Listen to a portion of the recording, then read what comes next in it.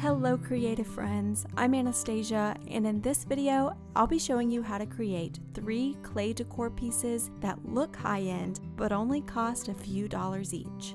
Let's get into it. First is the clay knot. These are so popular right now and come in many shapes and sizes. I love this particular one from West Elm that sells for $60, and I think we can make something that looks just as cute as this one. This is the Crayola air dry clay that I'll be using for all of my projects today. I got this 5-pound bucket off of Amazon for less than $11. I start by getting a large chunk of clay and rolling it into a ball. I like to start with the ball because it allows me to get it completely smooth with no cracks or seams before I roll it into the tube that we'll need for the knot. My tube was about 1.5 feet long and about 3/4 of an inch wide.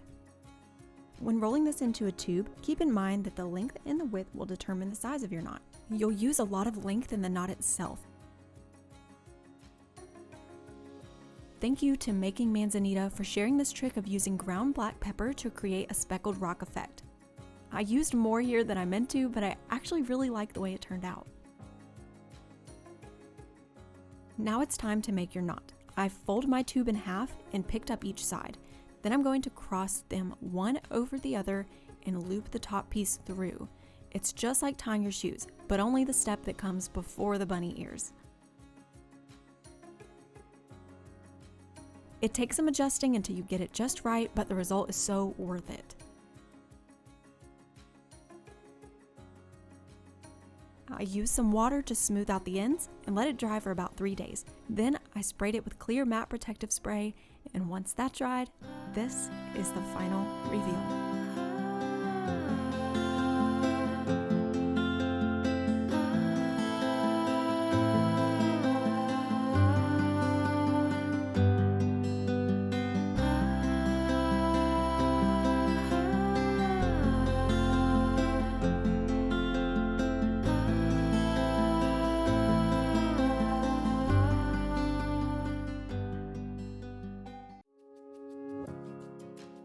I'll be showing you 2 different versions of this clay bead garland.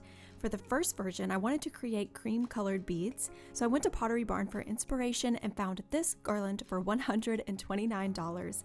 I love that it's neutral and has a little bit of visual texture, so I'll be keeping that in mind as I create my own beads. I'm starting by pinching off some clay and rolling it into about 1-inch beads. I'm being careful to smooth out any creases or cracks, and I'm trying to make each bead about the same size. You can make these as big or small as you'd like. You can even vary the size and make a pattern to create a more visual interest.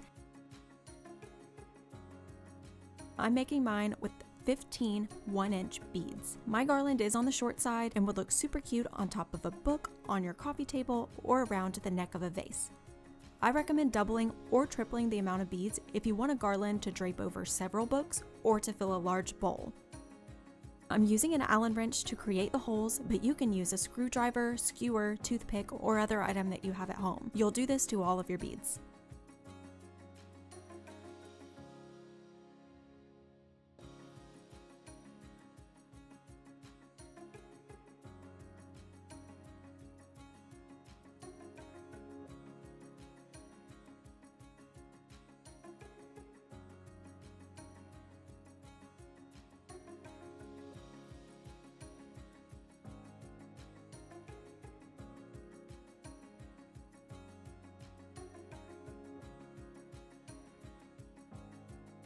I'm using tape to create an aglet at the end of my twine so that it doesn't fray when I try to put it through the bead.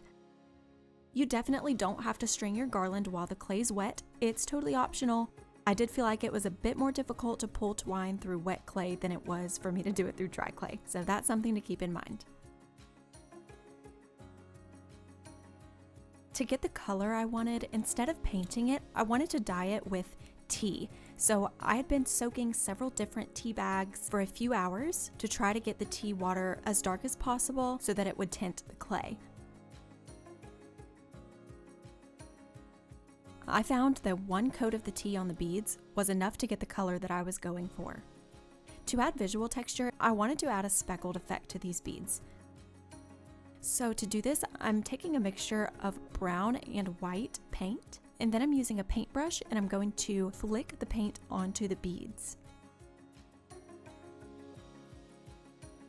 This wasn't working for me at first and I couldn't figure out why, but then I realized that I needed to add quite a bit of water to the paint so that it was thin enough to spray onto the beads as I ran my finger along the brush. Once I added the water, it worked perfectly and I had so much fun with this part. I wanted the speckles to have a two-toned effect, so I created another mixture of paint that was a lot lighter, added some water to that, and flicked that onto the beads.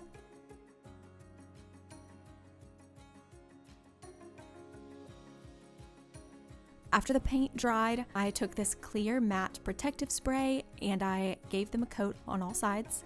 And once that was dry, I went ahead and put a knot on each side of the bead so that they were secure on the twine.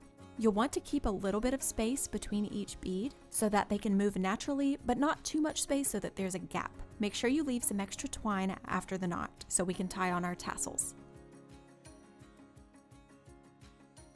To make your tassel, hold the end of the twine with your thumb and you'll wrap the twine around your fingers 15 times.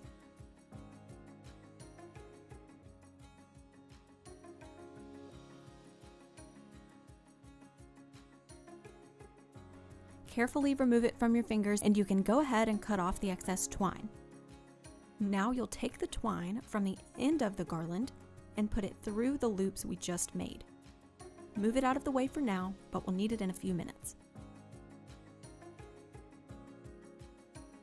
Holding the loop tightly in your hand, you'll take a 5 to 6 inch strand of twine and wrap it around a few times, about 1/3 of the way down the loop.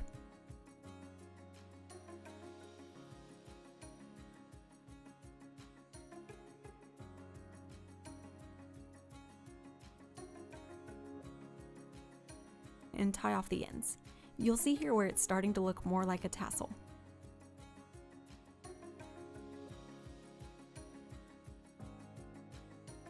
I also like to apply some super glue to my knots so that they're extra secure. Then you can cut off the excess twine.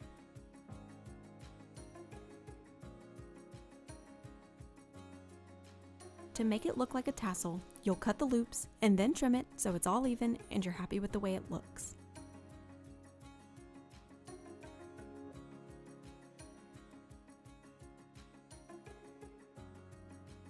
Now we'll finally use that piece of twine that we moved out of the way earlier. So pick up that twine that you put through the loops earlier and also pick up the twine from the other end of the garland.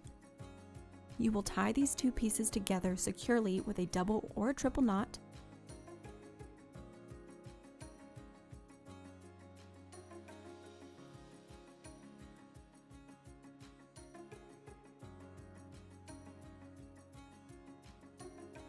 Apply super glue to seal it in. Cut the excess twine, and now it's time for the final reveal.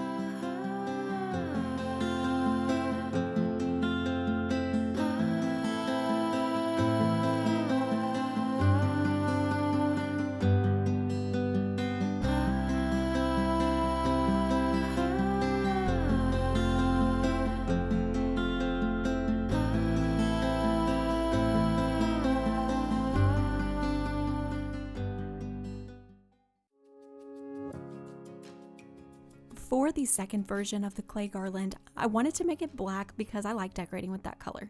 Pottery Barn makes this black beaded garland that's super pretty, but it retails for $129 regularly. I love adding texture to my pieces to make them more interesting, so I found these beads on Shades of Light. I liked the amount of texture that these particular beads had, and I wanted to see if I could create a bumpy, imperfect surface on my beads as well. So for this one, I'm starting with 15 clay beads that I made identically to how we did it in the previous garland. To create texture, I'll be rolling each of my clay beads in regular table salt. You'll want to make sure you do this while the clay is still wet so the salt can imprint the clay.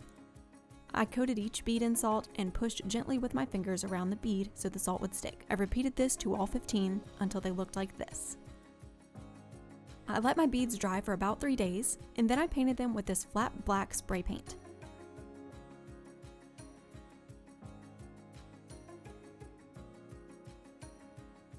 Once that dried, I sprayed it with this matte clear protective spray and let that dry as well.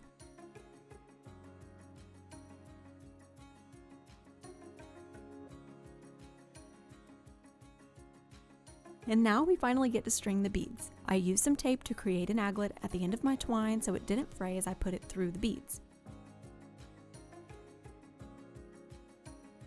After trying to string my previous garland while the clay was wet, I found it much easier to string them once the clay was dry.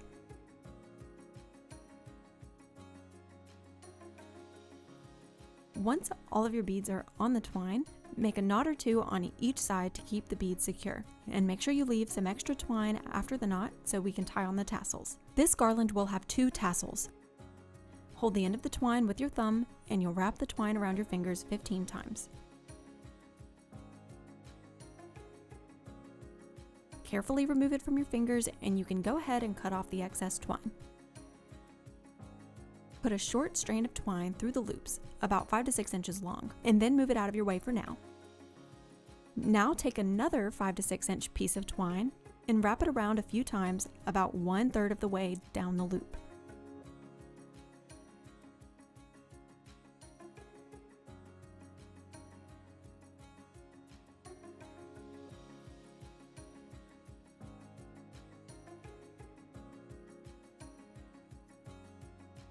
Tie off the ends.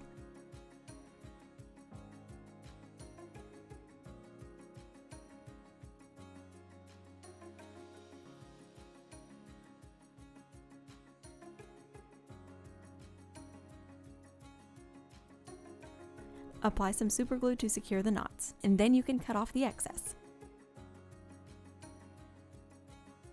And I think you probably remember what comes next. Go ahead and cut the loops and give it a trim so it's all even.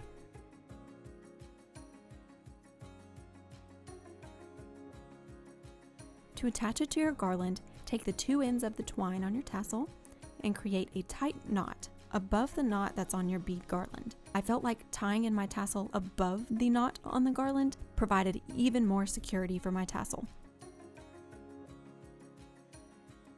Lastly, secure your knot with super glue and cut the excess twine. And now, it's time for the final reveal.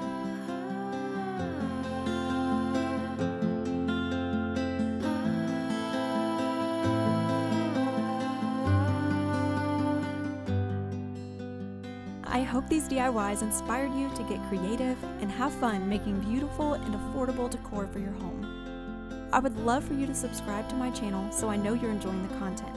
I have so many more ideas that I can't wait to share with you.